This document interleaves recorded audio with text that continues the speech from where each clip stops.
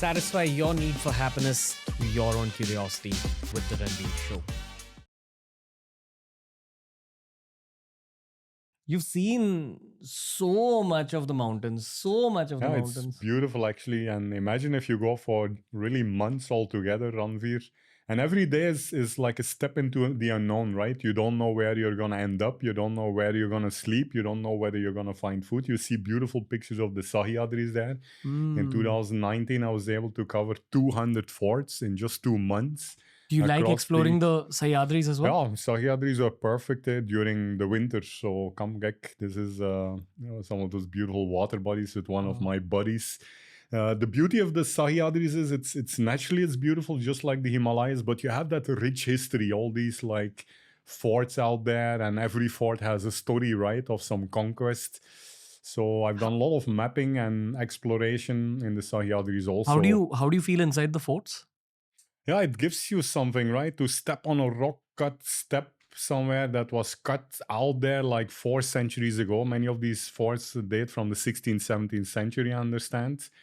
So it has something magical actually, that you walk on like a century-old path that was carved out through the forest.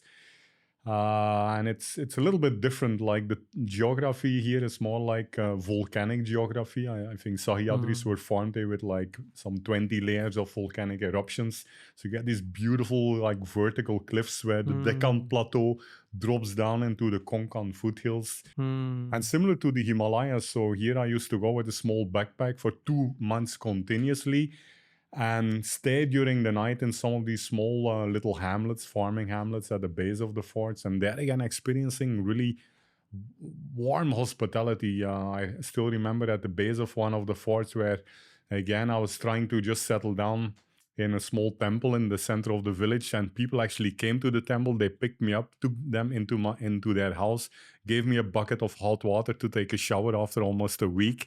And then they insisted, after feeding me, there was only one bed there, that I sleep in the bed, and they were sleeping on the floor next to me, which made me feel very guilty.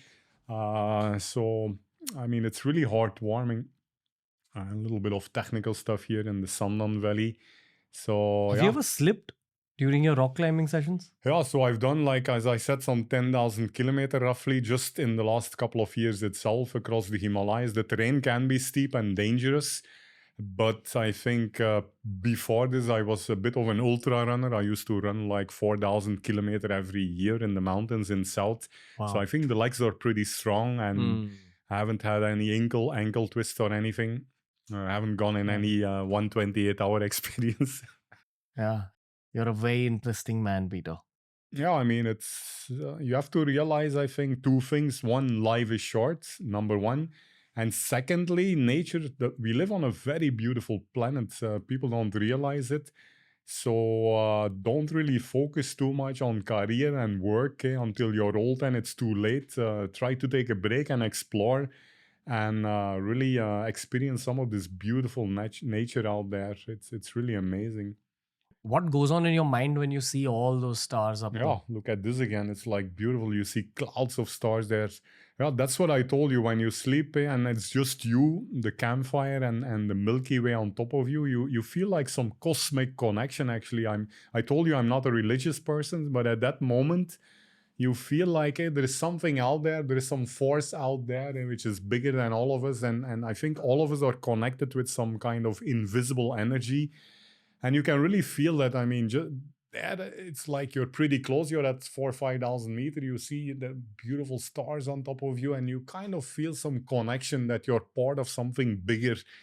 So it's difficult to explain, but no, I understand what you're saying. You feel some raw energy that you cannot feel here because there is too many layers of human interference there. You're actually in a piece of the planet which has not been touched by the modern human hand, and you can still experience that raw connection with, look at these beautiful pictures at night. Wow. With the stars on top of you. And yeah, I mean, life in the wild is something that everybody should experience. I think it's a must. You can see some of the forts in the Sahyadris. If you enjoyed today's clip, make sure you check out these curated playlists that we've made especially for you related to the subject that was spoken about in this clip.